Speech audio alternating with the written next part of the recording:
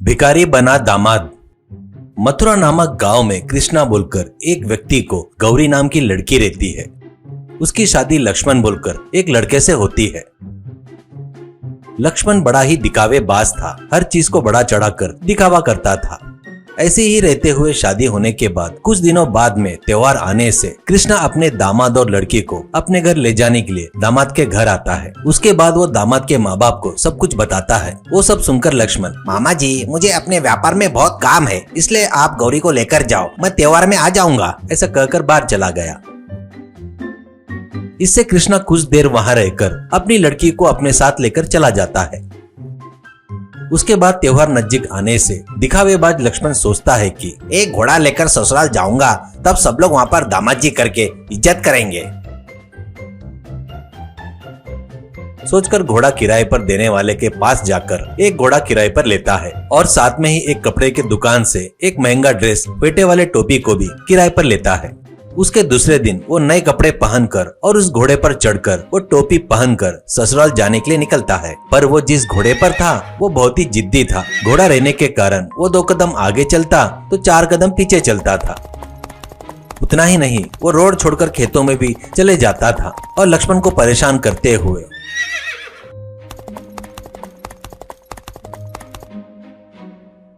बहुत अंधेरा होने तक ससुराल तक पहुंचता है।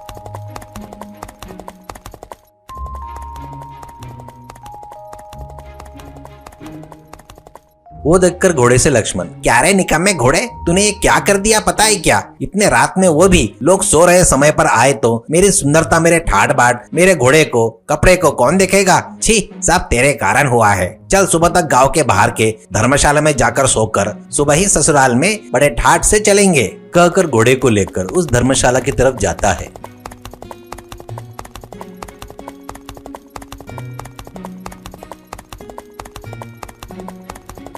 धर्मशाला के पास जाते ही धर्मशाला को ताला लगा था और धर्मशाला के बाहर फटे पुराने कपड़े में एक आदमी को देखकर उससे लक्ष्मण, देखो, मुझे धर्मशाला आज रात के लिए किराए पर चाहिए और मुझे खाने के लिए बोनलेस चिकन बिरयानी और मेरे घोड़े के लिए चारा चाहिए, लेकर आओ, ऐसा कहता है। वो आदमी, देख बेटा, ये धर्मशाला मेरा ही है और एक बात बताऊं, मुझे आज बहुत सुस्ती आ रही है, खाना बनाने की हिम्मत नहीं है और बावर्ची भी सुबह ही आएंगे। तू ही गांव में जाकर वो क्या है बोले तो बोनलेस बिरयानी मांग कर ला, मुझे भी थोड़ा सा दे दे, ऐसा कहता है। लक्ष्मण, क्या मैं भीख मांग कर लाऊं क्या? तेरे को कैसे दिख रहा हूँ रे मैं? ऐसा कहता है। वो आदमी, यहाँ पर मांगे तो हर घर में पक्का कुछ न कुछ देते हैं, तेरे को भूख लगे तो जा, नहीं तो नहीं, जो मुझे आज भीख ला कर देगा उसे ही मैं रूम दूंगा, ऐसा कहता है। इससे लक्ष्मण के पास कोई चारा नहीं रहने से लक्ष्मण उसी कपड़े में भीख मांगने के लिए निकलता है।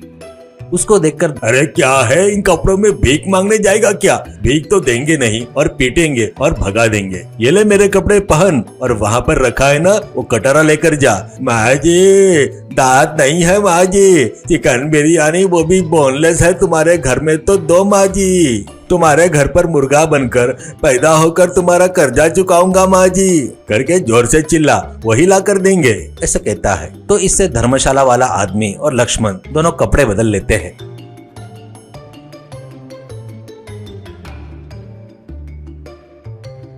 उसके बाद लक्ष्मण एक कटोरा लेकर गांव में आकर एक एक घर पे जाकर लक्ष्मण, माँ जी भूख लगी है माँ जी, बोनलेस चिकन बिरयानी है तो दो माँ जी, एक भी बोन नहीं रहना चाहिए माँ जी, अगले जन्म में तुम्हारे घर में मुर्गा बनकर जन्मूंगा माँ जी, करके चिल्ला रहा था।